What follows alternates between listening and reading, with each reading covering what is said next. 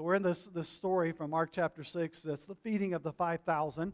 Now, if you're like me, I grew up in Sunday school and hearing lots of Bible stories. I was in church most of my life. I felt like during the week we were there a lot. And one of the techniques back in the kind of 70s, 80s that they would use to teach children in Sunday school was what was called flannel graph. How many of you are familiar with flannel graph? Put your hand up. How many of you are unfamiliar with flannel graph? Okay, so about half and half. And so the idea of flannel graph is that there's kind of these little, I don't know what's on the back of them, some kind of stickiness, flannel, I guess, flannel or graph or something on the back of it. And it would stick to these felt boards. And so a lot of times teachers would use that as a tool to teach stories from the Bible. And so all these stories would have kind of a flannel graph set that went with it. For some reason, the few stories that stand out in my mind of seeing flannel graph, one of them was the story of Jesus teaching the 5,000. So there was always this kind of long-haired, brown-haired, white, sissified-looking Jesus that would be put up on the board. And if the flannel graph set's been used very long, right, Jesus is probably missing a hand, or they're trying to put the hand up near where it's supposed to go. And then he would have some awkward kind of loaf, and then you could never really represent 5,000 people on the flannel graph board. So there would just be this kind of awkward group of people over on the side. But the idea was to teach, and then there would be these little loaves of bread, little fish, and then some little kid with a basket that gave it to Jesus. And so that was kind of the flannel graph version of this one of the most popular stories in all of the Gospels. One of the few stories here, and this is why maybe it made the flannel graph set, this is one of the few stories that's included in all four Gospels. Matthew, Mark, Luke, and John include the feeding of the 5,000. So that lets us know, like, this is an important story. Not only is it one of the most popular, but what it teaches has to be something that needs to be emphasized and highlighted, because it makes it into all four narratives, all four of the gospel writers. So again, let's kind of put this in context. Back in verse 30 of chapter 6, we're introduced to this story. The apostles returned to Jesus and told him all they had done. Again, this is coming off of his commissioning of them. And they went out and they taught and they performed miracles, and they come back to Jesus. And again, I emphasized last week, this was our last verse in the text last week, the disciples want to make note of what they had done and taught. And verse 31, and he said to them, "Come away by yourselves to a desolate place and rest a while. For many were coming and going, and they had no leisure even to eat. And they went away in the boat to a desolate place," there's that word again, desolate place, by themselves. Now when many saw them going and recognized them, and they ran there on foot from all the towns and got there ahead of them. So let me again put this in context. Jesus has just learned of John the Baptist's execution. We saw the arrest and execution of John the Baptizer last week. If you parallel this with Matthew's gospel, Matthew tells us that Jesus learns of the execution of John right before this takes place. And so, again, this is his cousin. This is his forerunner in ministry. You can imagine the grief that Jesus is experiencing. He's feeling drained from all this teaching and this preaching tour and in and out of these small villages. And then he learns that John has been executed. And so the disciples have returned from their mission. They are exhausted. And so Jesus and his disciples, they want to withdraw. They want to pull back, right? They're peopled out. You ever been peopled out? It doesn't take much for me to get there, I want to be honest with you. But peopled out, that's where Jesus and his disciples are. They're peopled out, and so they're just like, hey, we're going to withdraw, we're going to rest. The crowds are pressing Jesus and his disciples. The text says to the point they don't even have time to eat. That's a bad day. If you are so busy you can't even eat, that's a bad day. Now, I don't know if they had like Luna bars and Kind bars and all this kind of stuff that you could just pull out, right, and snack on. I don't know if they had fruit snacks is the word I was looking for. Fruit snacks, Levi wants us to have a constant supply of fruit snacks on hand. So whenever fruit snacks are in demand at my house, right? And now it's to the point it's just like opening the box himself, getting out 5 packs of fruit snacks. Like, dude, slow your roll. Like, dinner's in 7 minutes. You can't be eating 17 packs of fruit snacks. But there's not even time to eat with Jesus and his disciples. And so Jesus says to them, like, come away. And the emphasis of the text here, come away by yourself to a desolate place. They need to withdraw in order to recover. Let me pause here to say, we've seen this in Mark's gospel, and I want to take us back to the beginning of when Jesus called the disciples. The top priority of the disciple of Jesus is to be with Jesus. To be with Jesus. Top priority for the disciple, for the follower of Jesus. Top priority is to be with Jesus. Your top priority as a disciple of Jesus, a follower of Jesus, is to spend time with Jesus. To be with Jesus. And so Jesus says, let's pull back, right? Because we've been in the middle of ministry business, like, right? The logistics of ministry, figuring all this stuff out. And we've been in the middle of ministry busyness, right? So it's the kind of business side of ministry and the busyness side of ministry. And Jesus says, you're exhausted. I'm grieving. I'm exhausted. Let's pull back. Let's rest. And let me make the statement. The greater the demands of ministry, the more our need to be with Jesus. The more busyness, the more business of serving, giving, contributing, investing in ministry, the more our need to be with Him. But as we've seen throughout Mark's gospel, the crowds will not leave Jesus alone. And so they follow Him to this remote area. Crowds are a constant obstacle to the cross-centered, cross-focused ministry of Jesus. We love crowds, right? Seems like particularly the American church is all about the crowd. A lot of times in the Gospels, crowds are not a positive thing.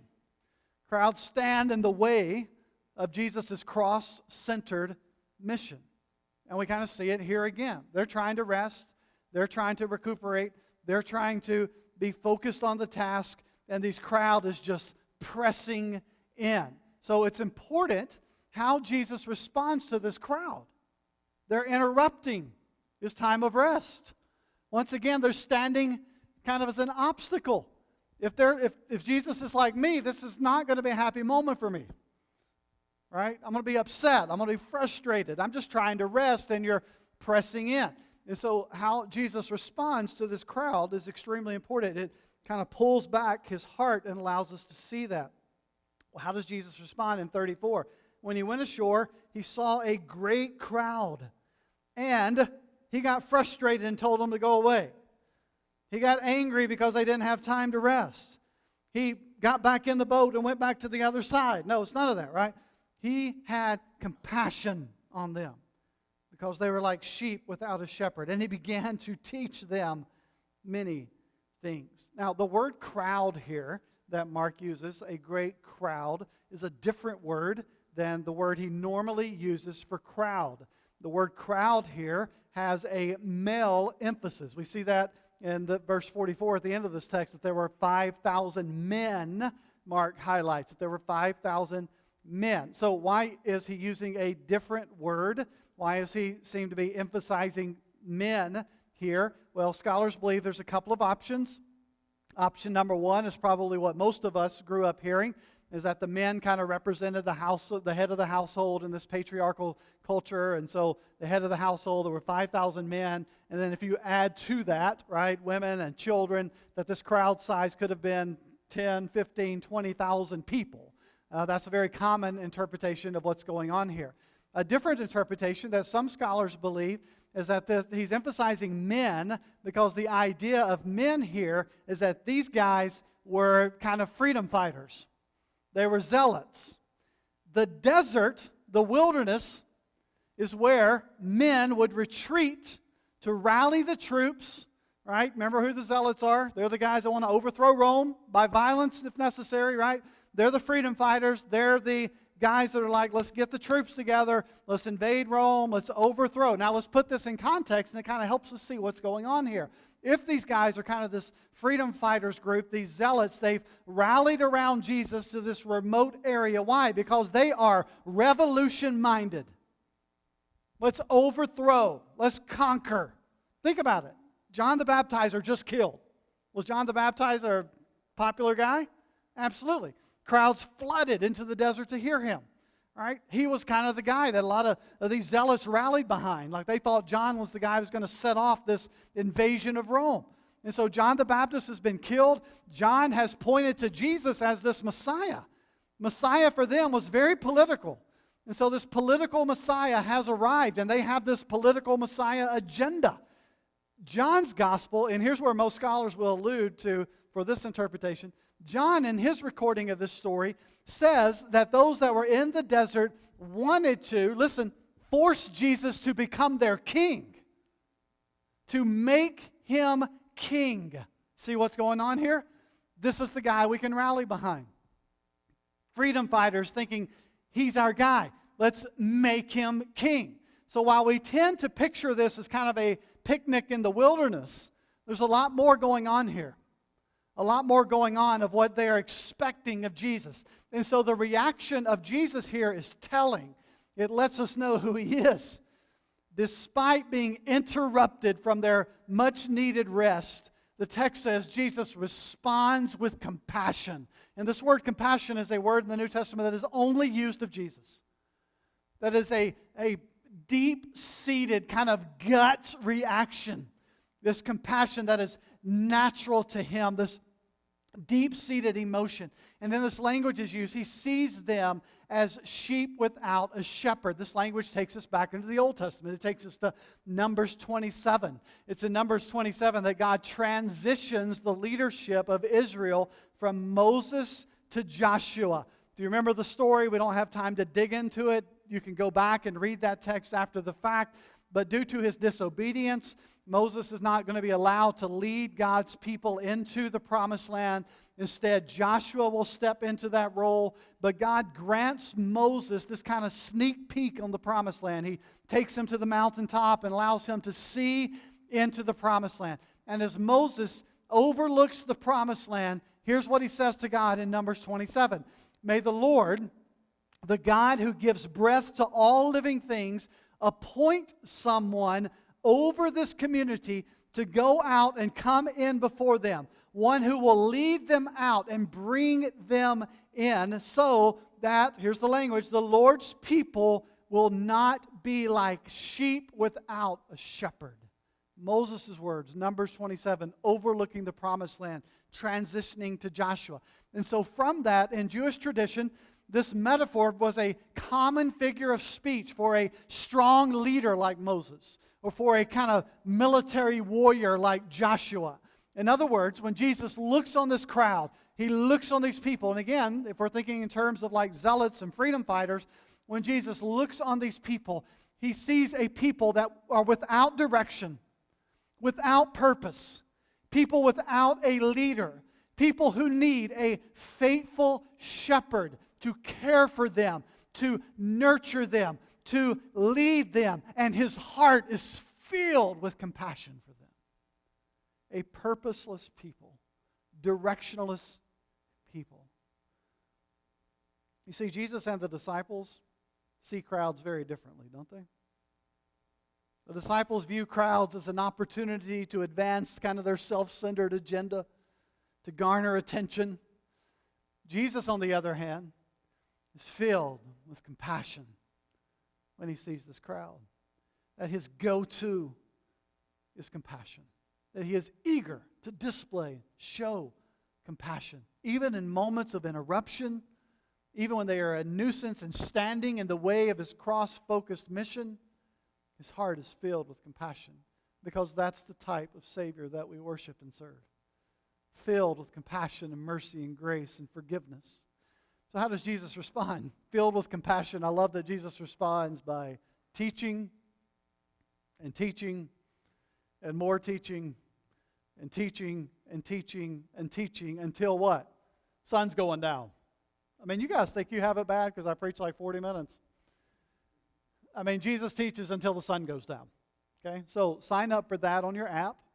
We're going to have a Sunday. I just start in the morning and preach till the sun goes down. How many of you are on board? Stop. Put your hands down. You're not buying any favors. Jesus is going to teach and teach and teach and teach until it grows late. Look at verse 35. And when it grew late, his disciples came to him and said, "This is a desolate place, and the hour is now late. Send them away to go into the surrounding countryside and villages and buy themselves something to eat. That makes sense. The remoteness of their location, the size of this crowd, this pending darkness. The disciples have valid concerns here. The crowd is tired. They're hungry. They are a long way from home. Like, this is a recipe for crankiness, right? They are hangry. You know that phrase? You're mad because you're hungry and tired. Hangry. Any hangry people in here today? You will be by the time we're done. This is a hangry crowd. Their suggestion seems reasonable. Jesus, send them home. Let them fend for themselves. This is one of those instances, like if you've ever attended a massive conference and they're like, all right, we're going to take a lunch break and we'll meet back at 2 o'clock, so go find yourselves lunch and come back at 2 o'clock. I remember Zach and Lindsay are here today. They went to the Passion Conference last year, which is a massive young adult conference that takes place every year in first of the year. And they had the lunch break. And so there's like, I don't know how many are there, like 25 or 30,000 people at least. And so it's like, here's the 6 tiny vendors that you can choose from to eat lunch. And they got to the point where they were so desperate for food that, and all these restaurants are out of food. So like the only thing we have left are crackers, and the crackers will be $19, right? So it's like that situation. They were hangry people that were ready to leave. But that's kind of what I picture here with the disciples. It's like, let them go home and eat. Let's take the lunch break. If they want to come back for the teaching tomorrow, they can come back. But right now, we need to send them away. How does Jesus respond? We know, we've heard this story, we read it earlier, but he answered, you give them something to eat. You give them something to eat. And they said to him, shall we go and buy 200 denarii? This is a year's worth of wages, worth of bread, and give it to them to eat, right? Rather than confirming their concern, Jesus saying, you're right, let's send them home. Jesus says, right? Jesus counters by saying, you feed them. Let's be honest, this command seems impossible. The disciples say this will require a year's worth of wages to feed this type of crowd. The disciples have experienced and participated in the miraculous inbreaking of God's kingdom. They just got back from being on mission. They have watched Jesus do miraculous things. They have watched it and experienced it firsthand. But in this moment, they're only focused on the problem. And we kind of get it. We understand why. But think about what they have experienced with Jesus, what they have watched Jesus do, what they have experienced in their own ministry just in the previous episode. But in this moment, all they see is the problem. It's fair. The disciples have a legitimate concern. No rest, big crowd, little food, no money. Jesus just told them in his mission, like, you're not taking money with you, right? Hungry people.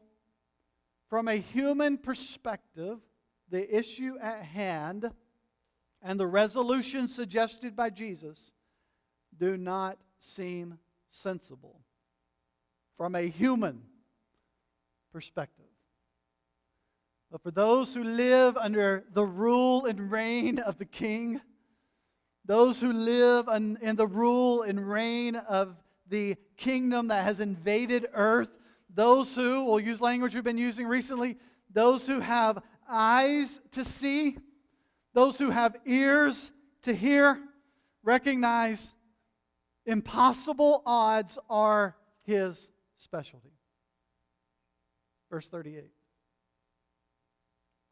I love how everything hinges on Jesus here. He said to them, how many loaves do you have? How many loaves do you have? Go and see. When they found out, they said 5 and 2 fish. We know from the other gospel writers that this was a young boy that brought a lunch. He commanded them all to sit down in groups on the green grass. So they sat down in groups by hundreds and by 50s. We don't have time to dive into this, but you can kind of see here, if we're going with this idea that these were probably freedom fighters, zealots in the desert, Jesus divides them into companies, right? Sit down, 100, 50. This was language that they were used to, right? Get the troops together. Everything hinges on Jesus. The disciples are focused on what they do not have. Jesus focuses on what they do have. You see, the problem will not be solved by something beyond what they have. It will be resolved by what they do have. Jesus sees possibility where the disciples only see impossibility. 5 bread, 2 fish. And I'm going to guess here the 2 fish are catfish. Anybody with me? Right? 5 bread, 2 fish. 5,000 at a minimum, plus people. More than enough, Jesus says. 5 bread, 2 fish, more than enough. 41. Notice the sequence here. It's important. We'll circle back to it. And taking the 5 loaves and the 2 fish, look what happens. He looked up to heaven, said a blessing. He broke the loaves and gave them to the disciples to set before the people. And he divided the 2 fish among them all.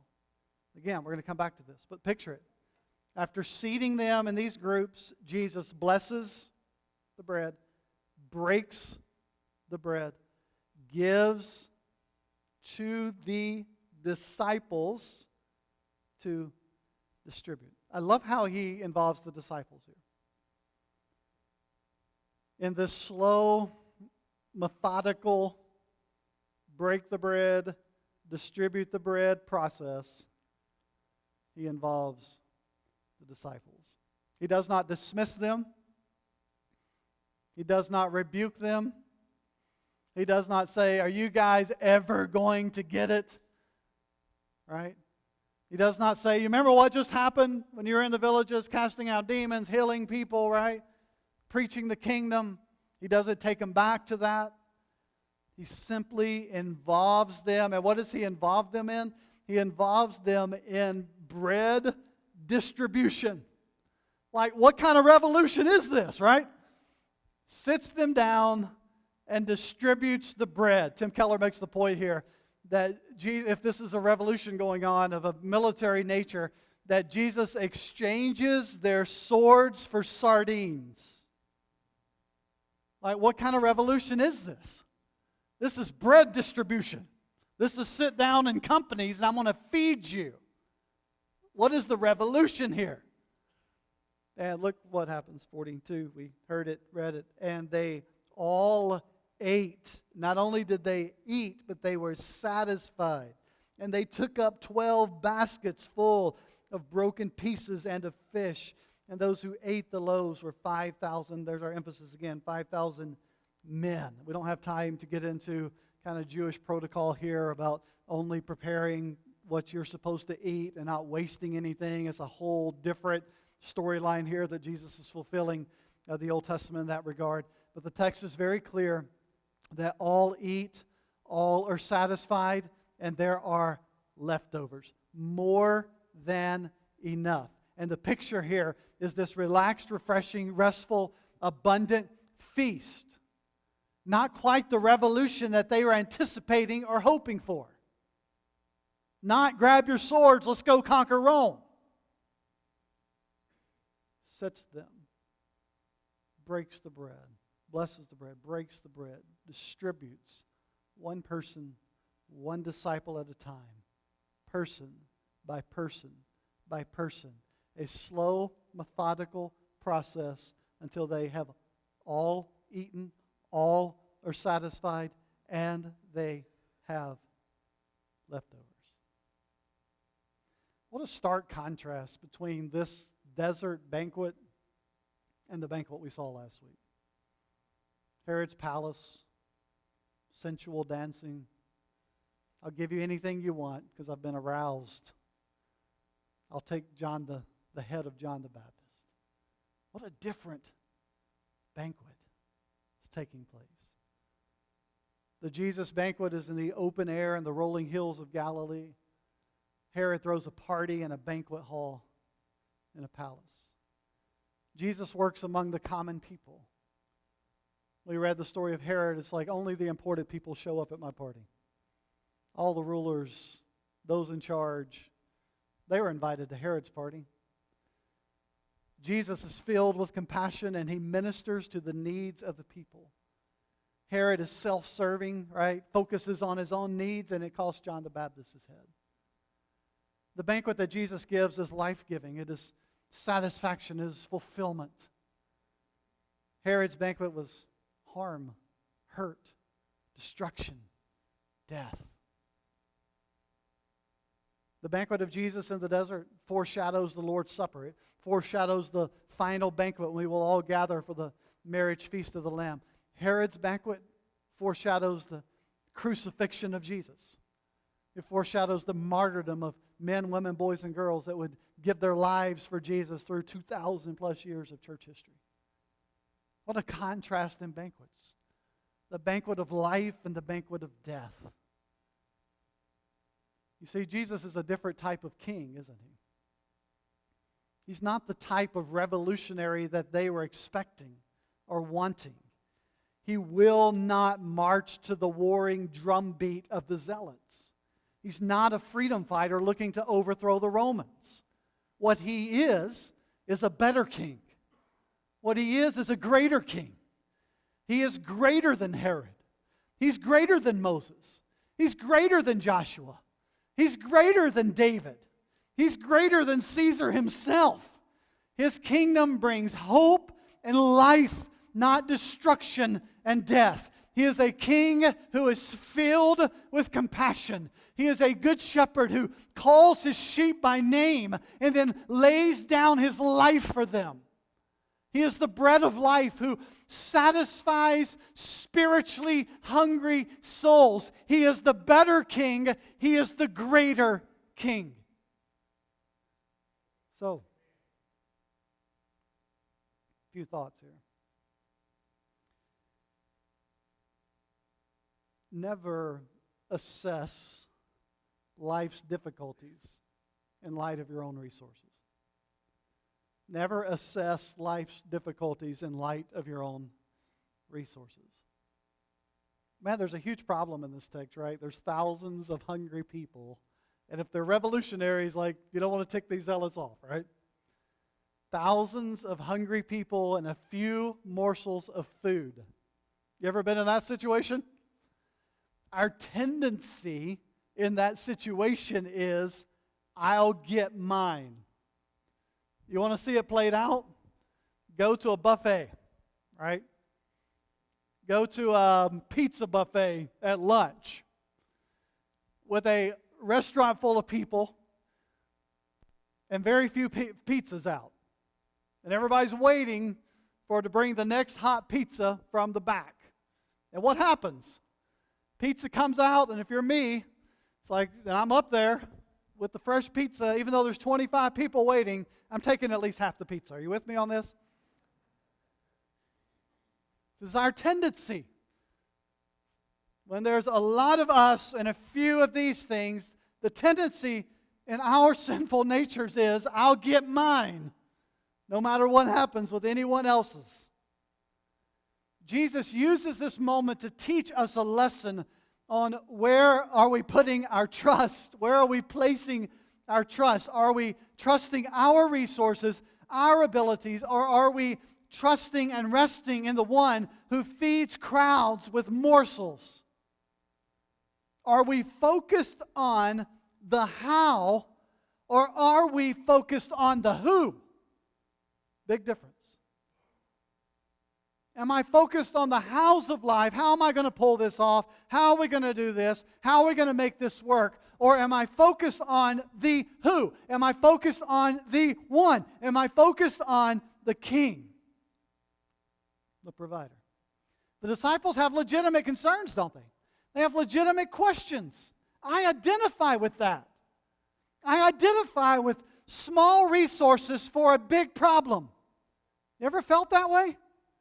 You ever felt that way in life? Like, I don't know how I'm going to pull this off. The issue, the problem, the struggle seems really big, and I'm not sure that my resources measure up to what I need here. You ever felt that way in life? You ever felt that way about your future? Seems daunting, seems intimidating. I'm not sure that I have the ability or the giftedness to do this. You ever felt that way in your marriage? Man, we're struggling, we're hurting. How did we get here? I'm not sure either one of us have the resources to have a healthy and happy and whole marriage. You ever been there in your relationships? You ever been there in your finances? I wasn't expecting this or this or this to happen. How are we ever going to pull that off? You ever been there in your parenting? Like, we're raising kids in a tough time, aren't we? You ever looked at the kid and thought, I'm not sure I can get them from here to here and be confident when they get here? My resources are so limited. I feel like I spent half of my oldest child, Kaylee's childhood, just apologizing to her, like, I'm sorry, like, this is the first time I've done this, right? Like, I'm so, like your sister and brother and then little brother, I'm just going to tell you, they're one up on you because I've already been through it now multiple times. I get some stuff now I didn't get then, but I am just so sorry for number one, how I was trying to pull all these things off and I was just clueless, right? It's not always in the book. You ever felt that way in life, in our parenting, in our job? In so many ways, I see what's in front of me and I'm just not sure I have the resources. But we do not evaluate life's difficulties in light of our own resources. Why? Because if we look at life's problems through human eyes, we can only see what humans can do. We only see human solutions. How is a legitimate question from this perspective. But as Jesus followers, we are not limited to our resources. Our God feeds multitudes with 5 loaves and 2 fish. We are so much like the disciples in this text. The disciples have been with Jesus for 2+ years, and yet they still have this defective, limited view of who He is because they can't see beyond their own resources. I'll speak for me here. I have a tendency to underestimate the provision of God, to underestimate the ability of God. Here's a big one. I have a tendency to underestimate His desire to help me, His child. I underestimate it. I feel like I'm a burden to Him. Why would He want to deal with this in my life? I mean, He's like got the whole world going on, right? And we tend to underestimate His deep compassion and desires to help His children. The correct answer to the what do you have question in the text when Jesus says, what do we have to work with, right? The correct answer to the what do you have question is not much, Jesus. We don't have much, but what we do have is you. That's the correct answer. We don't have much, but what we do have is you. Never assess difficulties in light of our own resources. What about this? God often uses the small and the insignificant to accomplish the great. God often, most often, I would say, uses the small and insignificant to accomplish the great. I love what Jesus does here. He uses a sack lunch, and don't forget this part, struggling, doubtful disciples to work a miracle. And the miracle here is not some kind of like bread from heaven, Harry Potter wizard kind of way, is it, right? It's not like Jesus walking around the crowd be like, you get bread, and you get bread, and you get bread, and just bread falling from heaven. That's not the miracle. Did Jesus have the ability to do that? Absolutely.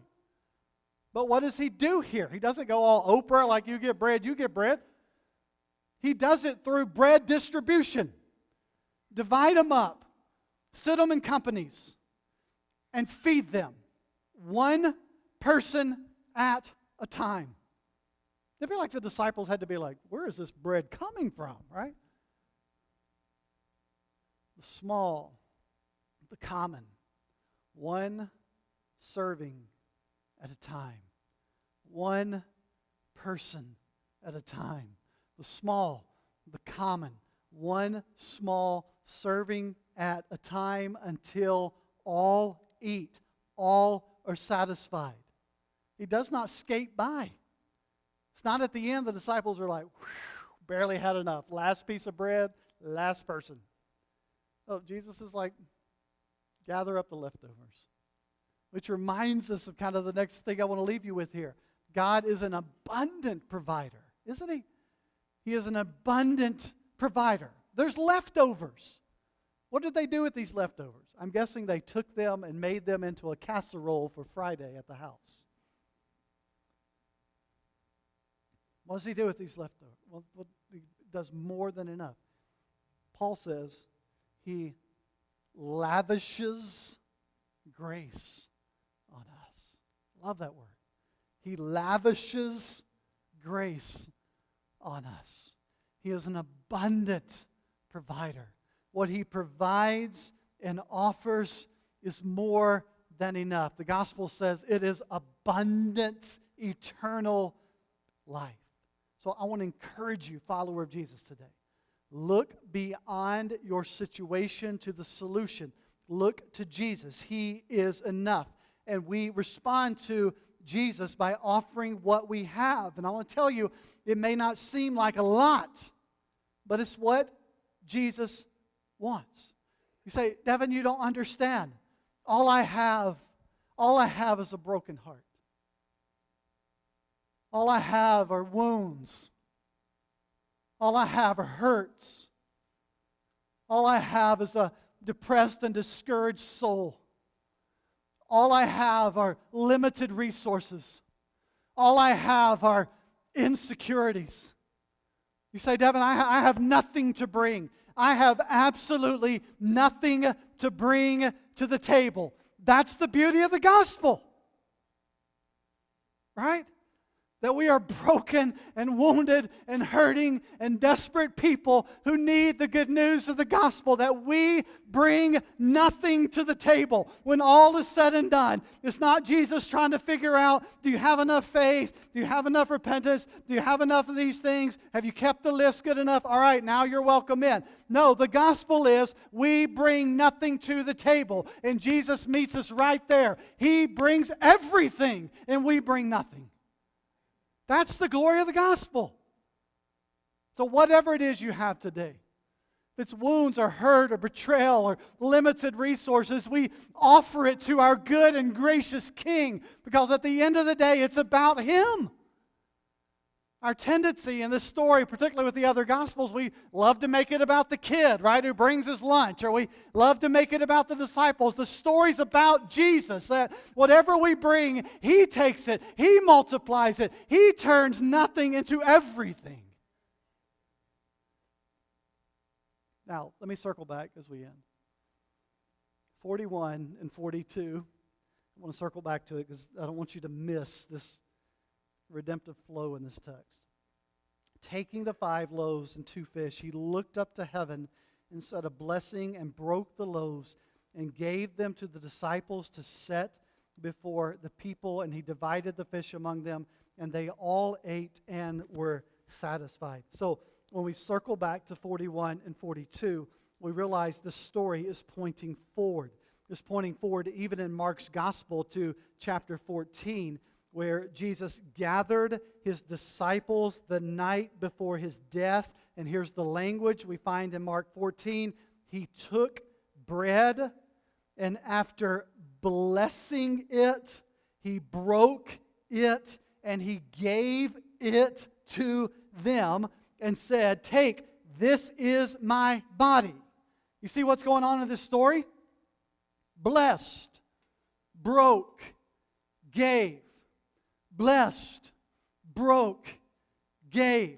This is the redemptive pattern of the life and ministry of Jesus. We see it on the cross, right? We see it on the cross. Blessed, Father, forgive them. They don't even know what they're doing.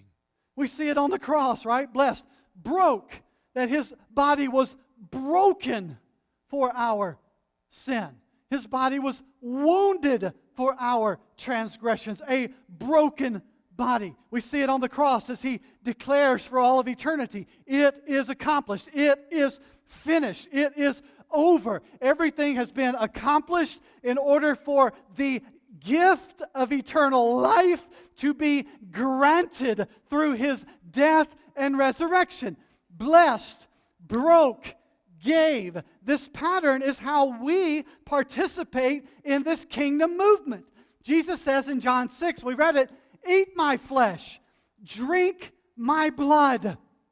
Jesus says in John's rendition, eat my flesh, drink my blood. In other words, we embrace who He is. We come to Him. We look to Him and believe. We turn from sin and we live under His rule and reign. We partake in His grace. Bless, break, give. And when we embrace this redemptive provision, this redemptive pattern, it becomes a part of our life rhythm. Think about it. Think about what the New Testament teaches. Think about bless. We forgive others. Why? Because we have been forgiven, right? We show grace because of the grace we have received. We love because why? He first loved us.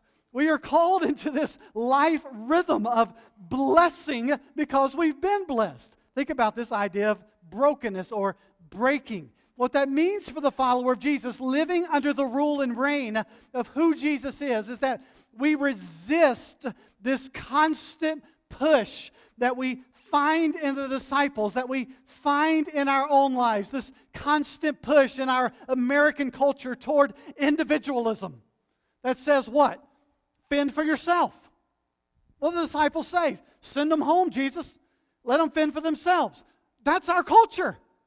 This constant push toward individualism. As long as I get mine, right? As long as I'm happy. As long as my needs are met. This push toward constant individualism. And the living under the rule and reign of Jesus breaks that. It says it's not about you. It is about Him. It is about those around you. What about this constant push toward consumerism? That's our culture, right? That's our social media. That's our news. That's our coworkers. That's the pressure that we live on day in, day out. That is about my desires, my wants, my comfort. And the cycle of the gospel breaks that. It's not about you. It is about being broken because He was broken for you. So what that means is we give up power as followers of Jesus. We give up control as followers of Jesus. We relinquish our rights for the sake of others. We step into the interruptions of life with compassion, mercy, and grace. And so I pause right here to really challenge our men. Step into this space. Step into this space. As you lead your home, you do so from a broken humility. It's not about making the next dollar. It's not about the next promotion. It's not about working 16 hours a day while my family stays home. It is about being broken in who you are, to give up, to relinquish, to sacrifice. We love as Jesus loved the church. What does that represent? A brokenness and a sacrifice that pushes toward life, eternal life. Bless, broke, give. What does that look like for those living under the rule and reign? We bless others through giving, right? Through giving our time, giving our money, giving our talents, giving our energy. Bless, break, give. Now, think about how it reverses that, right? When we give this redemptive pattern of following Jesus, what happens? I give because it breaks things, right? I give my money because it breaks the power of greed over me. I give my time because it breaks the grip of individualism in my life. I give my energy and serve because it breaks the idea of consumerism in my life. I give in order to break things in my life, to break the grip, of those things that are constantly pulling me away from Jesus and toward me. And so I give in order to break those things in my life. And what happens when I break? When I break those things in my life, it creates this blessing for those who are being given to, right? So when I give of myself, I am breaking that grip in my life, and I'm enabling and using other people in my life. I'm building them up and blessing them. And so this is the redemptive pattern that flows from bless, break, give. And by giving, I am breaking those things in my life that need to be broken so that I might bless others and in return bless my own soul as I lean into who Jesus is. You see what's going on here? This pattern of redemptive flow that happens throughout Scripture. This story points forward to a moment when we gather around the Lord's table to be reminded His body was broken, His blood was shed, so that we might live as participants in this redemptive stream of the heavenly kingdom. Jesus invites us in the same story in John 6. I am the bread of life. Whoever comes to me shall not hunger. Whoever believes in me shall never thirst. And whoever comes to me, I will never cast out. What a beautiful promise of this redemptive flow, that we find our satisfaction and fulfillment, right? All who eat of the bread of life find what? Satisfaction. All, the text says, were satisfied. They were fulfilled. They ate and were satisfied. As we eat of the bread of life, we find our satisfaction. We find our fulfillment, right? That the hungers, the thirst that we have is fulfilled in Jesus and Jesus alone. And there is more than enough. He lavishes His grace upon us. Not only is there enough for your fulfillment, your satisfaction, your completion in Him, there is more than enough. I'm a more than enough kind of guy. I feel like I need the more than enough clause, right? I know me. I know my patterns. And I am thankful that the bread of life, the living water, says, come, come, eat of me, drink of me, and you will be satisfied and fulfilled. And guess what? There's more than enough. There's baskets of leftover grace. He blessed the bread. He broke the bread. He gave the bread. And I'm participating in communion and the Lord's table. We are reminded of this story of which we are a part, right? We don't do this because it's cool and fun and like, hey, it's what we do again. We do this because we are stepping into a story that traces all the way back through redemptive history, and it lands us in moments in the life of Jesus that trace all the way back into God's Old Testament redemptive story. And this links us into that redemptive stream all the way into the moment that we stand today and participate in who He is in anticipation, Paul says, of that final day, right? That the stream will continue until we will gather around the table of God in that final resting place where we find our ultimate and final fulfillment and completion in Him. That's why Paul has such strong words about the Lord's Supper. Hey, before you do this, like, check your heart, Paul says. Be careful, because what you're stepping into is a stream of redemptive history. It's not about the bread and the wine. It's about what you're stepping into, that what Jesus, He blessed, He broke, He gave, calls us into that pattern of living. And this is a moment where we celebrate that, where we tangibly celebrate the redemptive story of Christ. So I invite you, City Church, this morning to participate As I've mentioned, we are planning in the near future to begin to offer this every single week at City Church because that's that important in the redemptive stream. I invite you to participate as we step into that stream together as sojourners on this journey, people who have been blessed and broken and give because of His brokenness for our sin.